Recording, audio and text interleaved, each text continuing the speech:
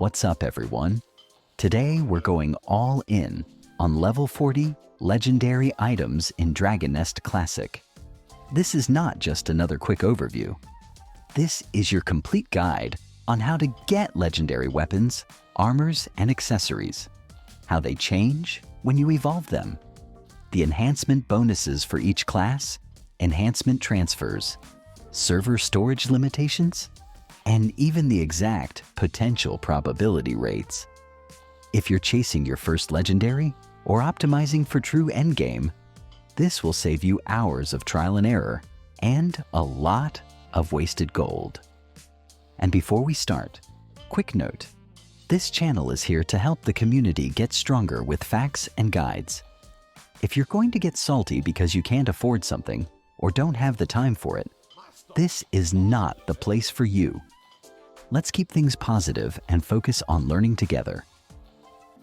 All right, let's kick things off with the most important step, getting your legendary weapons and armors. With the release of SDN Hardcore, a new feature called Legend Equipment Evolution was introduced. This is the only way to obtain legendary weapons and armors.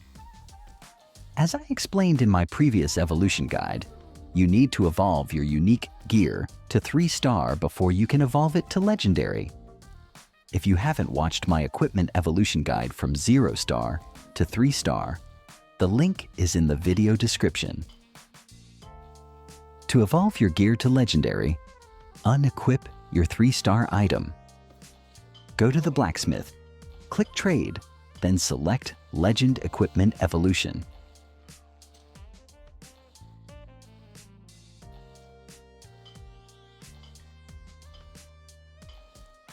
The main materials you'll need are the Purified Deep Sea Hardener, also called Legendary Hammer, Essence of Life, and Gold. There are 2 ways to get the Legendary Hammer. The first is by clearing SDN Hardcore, which gives a guaranteed bound Legendary Hammer drop. The second is by exchanging your Enduring Deep Sea Hardened Fiber, which drops an SDN Hardcore, or can be purchased from the trading house. Remember that you can only exchange your Enduring Book with Laffy the Beggar NPC once a week. Here are the materials required for each equipment.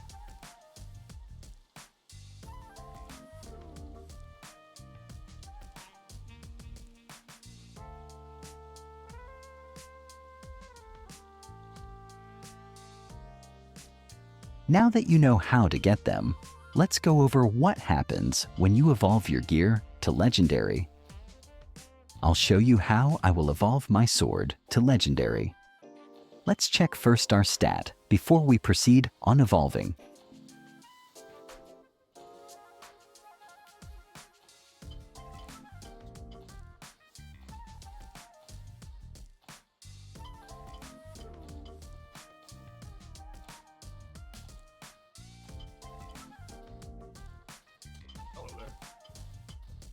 When you evolve an item to legendary, the enhancement bonus stats will carry over. The potential will carry over, and the suffix will be deleted. But don't worry about suffixes, because options for suffix 1 and suffix 2 will be added in a future patch. Now for the big question. Should you break the SDN 7 set effect just for 1 legendary gear? Let's find out. Let's go back to the stats I showed you earlier.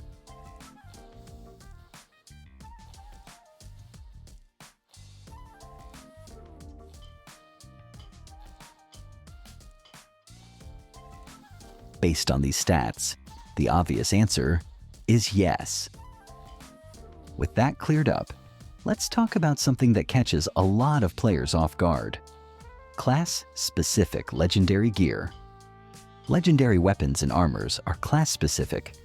For example, a sword is exclusive to swordmasters.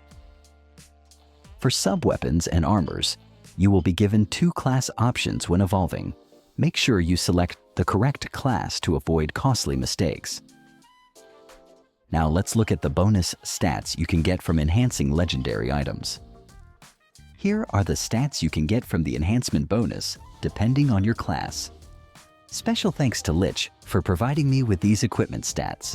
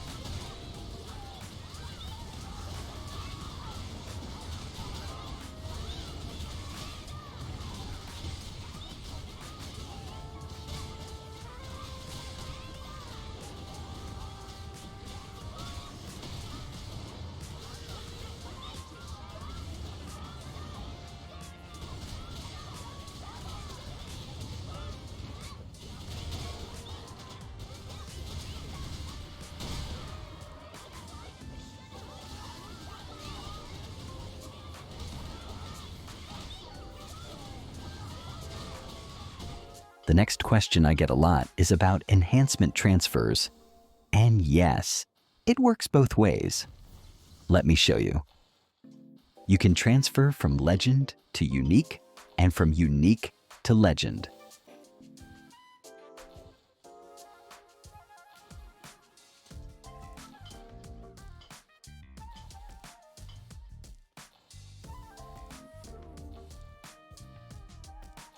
You can also check this by going to the condition details for your enhancement transfer.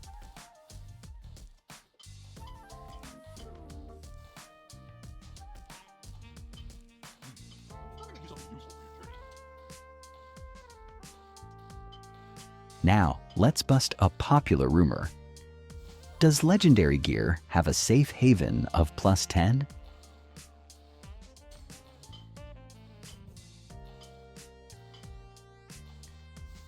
The answer is no.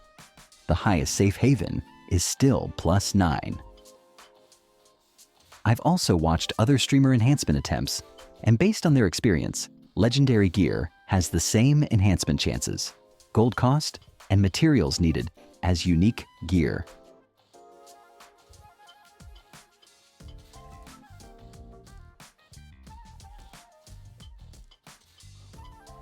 Before we move to accessories, there's one more limitation you need to know about. Unfortunately, legendary weapons and armors cannot be stored in normal server storage. All right, now let's move on to legendary accessories and how you can get them. A complete 8-man party has a 20% chance to get legendary accessories by finishing SDN Hardcore. Accessories have a reseal count of 1 when looted, meaning they can be sold in the trading house.